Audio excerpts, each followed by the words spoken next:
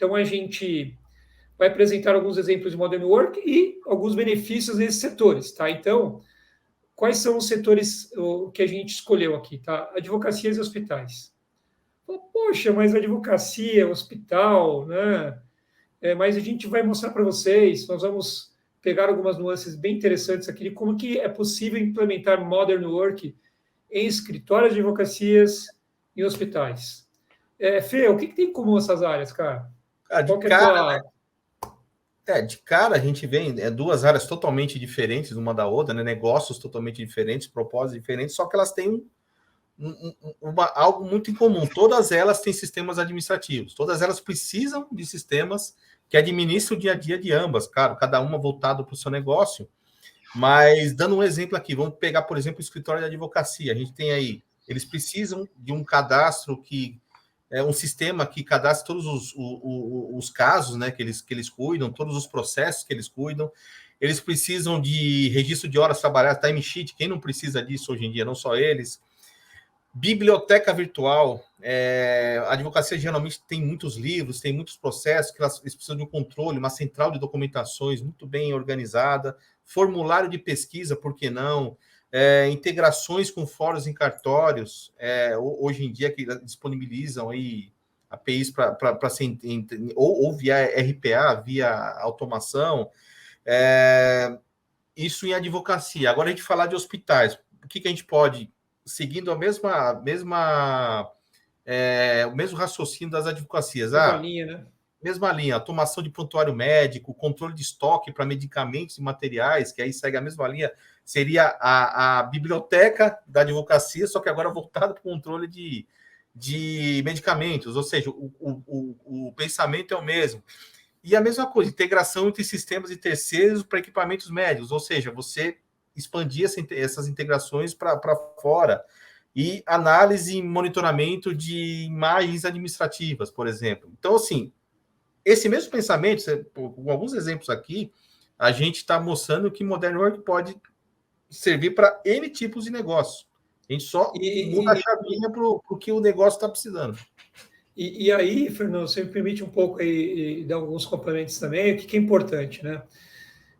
Ressaltar aí. Estamos falando de exemplos de aplicação da filosofia, né, de Modern Work, utilizando ferramentas do dia a dia, gente. A gente está falando em low code e no code, ou seja, pouco código de desenvolvimento ou sem código, ou sem desenvolvedor. Mas significa que o desenvolvedor vai morrer? Não é isso, gente. O que significa é que eu posso utilizar, por exemplo, uma ou duas ou três ferramentas da Microsoft para que juntas elas consigam me gerar prontuários médicos ou um controle de estoque, um controle de uma farmácia interna de uma clínica médica ou de um hospital sem ter que adquirir um ERP. Sim. De repente, eu não tenho ainda na minha empresa budget para adquirir um ERP, eu nem penso em ter isso, por que não começar uma ferramenta mais acessível, menos impactante do ponto de vista de implementação e que esteja nos meus domínios, né? Então, quando a gente fala de advocacia hospital, poderia ser uma, sei lá, advocacia hospital, escritório de contabilidade, uma administração de bens, né? Qualquer serviço administrativo, e você pode começar de forma escalável também, você não tem que começar, você pode começar com o core do seu negócio, por exemplo, a advocacia que a gente falar, eu quero começar, eu já tenho uma intranet, eu quero pôr uma intranetzinha aí que tem aí um chatbot que eu possa, por algumas mensagens, procurar um processo que eu quero, por favor, eu gostaria de saber a última atualização do processo tal. Vamos lá, você deu uma ideia boa, Fernando. Vamos falar então, vamos imaginar o seguinte. Eu tenho, vamos chamar a nossa. Eu tenho um escritório aqui de administração de bens. Eu quero construir uma intranet para que todos os meus funcionários trabalhem nela. Então, imagina o seguinte: eu posso ter, primeiro, um site institucional que ele vira para uma intranet usando o mesmo espaço, né? Sim. Eu posso ter um um chatbot de atendimento via web que pode ser integrado com WhatsApp, que pode ser integrado com Telegram, que pode ser o meu chatbot de atendimento no meu próprio site, né? Esse chatbot ele pode ser retroalimentado pela minha área administrativa, com Q&A, ou com a minha área técnica também com Q&A, ou eu vou pegar aí processos internos da minha empresa e gerar aí esses workflows através de interfaces do tipo Canvas, onde eu vou realmente arrastando caixinhas e gerando isso, né? Eu posso, nessa mesma minha empresa aqui de administração de bens, eu posso tirar os servidorzinhos debaixo da mesa ou os computadores com seus arquivos guardados aí, cada um com os seus, e acondicioná-los todos num driver de rede, né? Ou seja, eu posso usar, de repente, um OneNote, ou posso usar, de repente, o Azure, que é a cloud da Microsoft. Eu não queria falar muito de produtos agora, mas eu poderia ter lá um file server na nuvem e todo mundo acessando esses caras, né? E eu posso ter todo mundo colaborando entre si, trocando ideias aí, como nós estamos fazendo agora, usando um hub de comunicação, como é o caso aí do Teams, e eu, de repente, pendurar a minha intranet dentro desse próprio hub. Sim. E eu posso ter, de repente, uma ferramenta de terceiros, onde eu vou ter uma área na minha intranet que eu vou estar ouvindo, né? Vou estar buscando informações aí de um cartório, de um fórum, enfim, e levando isso para a minha intranet. E, como eu disse, né, tudo isso cada vez mais sendo entregue de maneira simples e num formato centralizado. No entanto, por diversas vezes tendo uma pessoa de negócio e não de TI, ou uma pessoa de negócio com conhecimento de tecnologia básica, fazendo isso, né? Então é bem interessante, né? E no final, tudo isso, por exemplo, sendo retroalimentado para gerar alguns indicadores que podem ser usados aí para conseguir algumas informações do que está mais, por exemplo, uma advocacia que a gente está falando aí, quais os processos estão mais em voga, o que está mais quente, o que está mais, quais os medicamentos que estão mais sendo procurados. Você pode gerar um dashboard disso tudo aí. Então, você pode fazer uma curva ABC dos seus principais clientes, enfim.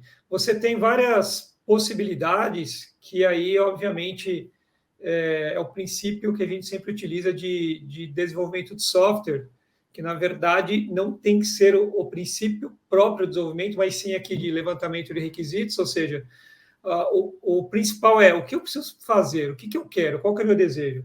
Eu tenho 10 itens que são o meu desejo, é a intranet, é o chatbot, é o controle, é a planilha, é o dashboard, é a aplicação para o meu cliente. Eu quero que o meu cliente, no final do dia, ele puxe lá o seu celular e ele veja lá que, olha, eu tinha 10 obrigações fiscais aqui, para hoje, eu, como escritório contábil, eu consegui resolver 9 para você, cliente. Tem uma pendência aqui, que é um contrato digital, que você tem que fazer assinatura. Eu quero ter um controle... Ou tal medicamento está acabando, eu preciso repor, eu preciso já botar uma ordem de compra para repor tal medicamento e assim por diante. Exatamente. Então, muitos dos processos que você tem no seu dia a dia, você pode descentralizar, desplugar do seu computador e trazer para o poder do teu smartphone, tá? Então, imagina o seguinte, eu tenho um vendedor de campo meu, tá? Então, eu sou aqui o departamento de vendas, tá? Então, eu tenho uma planilha de preços que eu retroalimento no Excel, distribuo essa planilha através da minha intranet, e lá na ponta, os meus vendedores vão para os supermercados, por exemplo, e ele vai lá com uma aplicação na palma da mão dele, essa aplicação desenvolvida, por exemplo, no Power Apps, onde ele vai fazer a leitura do estoque do cliente. De repente, o cliente tem etiquetas RFID ou código de barra, ele vai fazer a leitura do estoque, vai retroalimentar lá o sistema dele, lá na base dele, através da aplicação Power Apps. a partir do celular através do dele. celular dele. E muitas vezes nem tendo sinal naquele momento, né? Fazendo um trabalho offline, depois, Sim. na hora que cai numa rede, fazer um trabalho online. De repente, você pode ter uma situação diferente. De repente, eu sou uma empresa que faz monitoramentos, eu quero monitorar as câmeras do meu escritório, por exemplo. Tá? Então, meu escritório tem, sei lá, 5, 6 câmeras, e eu quero, toda vez que alguém passar em frente à câmera com um notebook na mão, eu quero ser avisado. Poxa, isso não é tão no-code, mas é low-code, ou seja, eu poderia muito bem... Loucura, né? Eu poderia ter, por exemplo, um algoritmo treinado para prever toda vez que alguém passar em frente à câmera com 2 notes na mão, ou com um note só, usando serviços cognitivos lá da minha cloud de preferência, no caso aqui de falar de Azure, sim. E eu vou ser notificado com print daquela foto através do meu app, que pode ser feito no Power Apps, que pode ser, de repente, plugado aí no meu WhatsApp, alguma coisa do tipo, né? Eu receber um SMS com link para eu clicar, enfim. A infinidade, ou melhor, as possibilidades são infinitas nesse aspecto. Né? A versatilidade dessas ideias é infinita. Isso, tudo que você falou, a gente pode traduzir, por exemplo, com uma monitoração de uma cozinha de um restaurante para ver se o cozinheiro está usando os EPIs dele, está usando a touca, tá usando, sei lá, luva para manipular alimento. Se não tiver, ele vai dar o alarme com o mesmo processo que você falou aí dos notebooks. Ou seja, uma grande versatilidade que isso oferece, com, nesse caso, bem low code. Não, exatamente. Então, o que é importante ressaltar nessa questão toda aqui? De novo, né? Pegue suas ideias, coloque no papel, e para tirar do papel, o primeiro aspecto é o que eu tenho de tecnologia disponível dentro da minha casa hoje. Eu já tenho um pacote Office, que agora é chamado de Microsoft 365, por exemplo. O que eu tenho disponível nesse pacote? Eu não tenho, eu quero adquirir.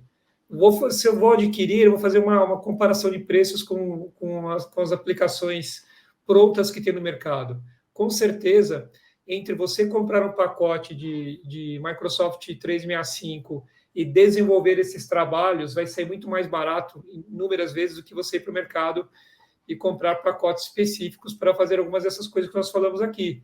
Mesmo porque muitas delas acabam fazendo parte de um pacote maior, né?